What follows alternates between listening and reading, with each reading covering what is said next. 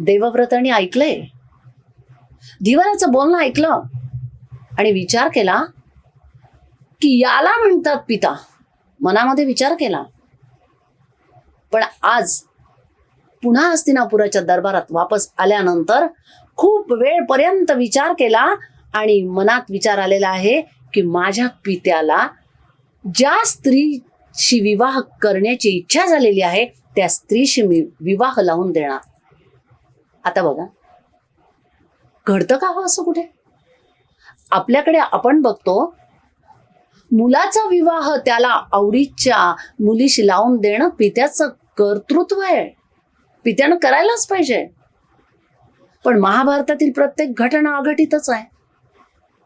आज देवव्रताने बघितलंय की माझ्या पित्याचं लक्ष एका तरुणीवर गेलेलं आहे. बरं, ती तरुणी तरी कोण आहे? ती प्रत्यक्षामध्ये धीवरकन्या आहे, मत्स्यगंधा आहे.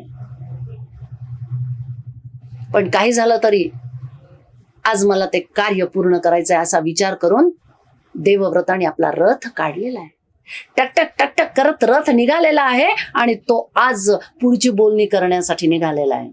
शंतनू राजे हस्तिनापुरामध्ये अगदी शांत आहे. देवव्रत आलेले आहेत आणि त्यांनी सत्यवतीला आवाज दिला, आपल्या पिताश्रींना आमच्या समोर येण्याची आज्ञा करा. नव्हे, आपण त्यांना माझ्याशी वार्तालाप करण्याची सूचना द्यावी.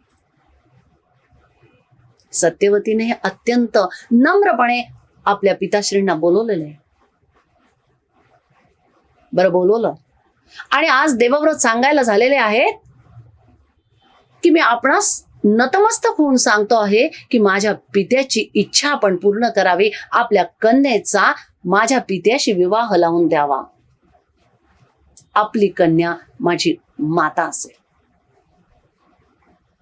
देवव्रताचं बोलणं ऐकलं आणि दुसऱ्याच क्षणी धीवरानं आपला आवाज वाढवला. त्यांनी सांगितलं, बेटा आपण म्हणताय ते बरोबर आहे, पण माझी एक अट आहे.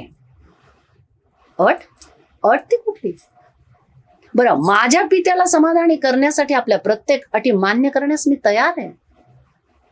बोला तर खरे, आपली अट कोणती?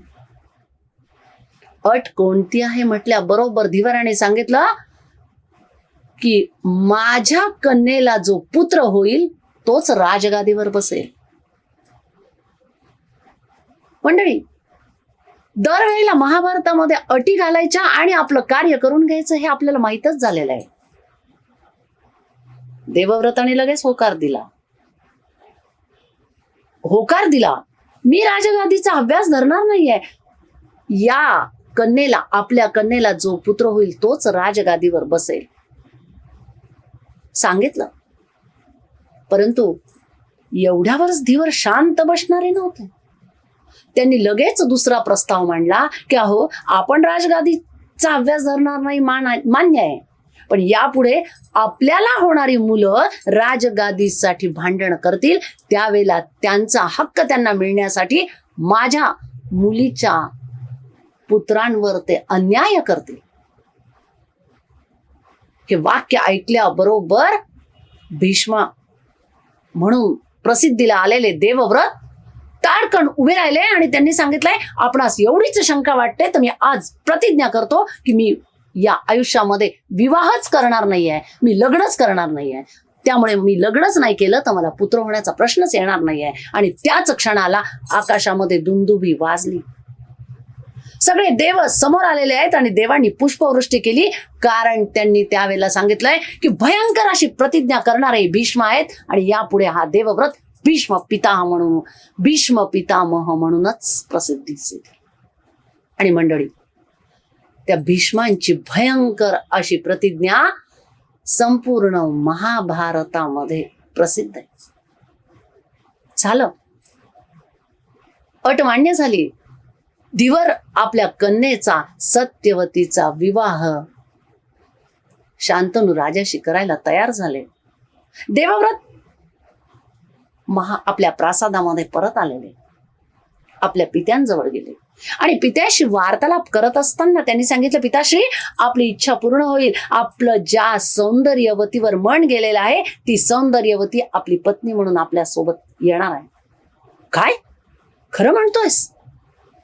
लगेच पिताश्री आनंदून गेले आणि त्याच वेळेला शांतनू राजांनी देवव्रताला भीष्मांना वर दिलेला आहे. त्यावेळेला सांगितलंय की तू माझ्या मनासारखं केलेलं आहेस, म्हणून यापुढे लक्षात ठेव, तुला मी वर देतो आहे.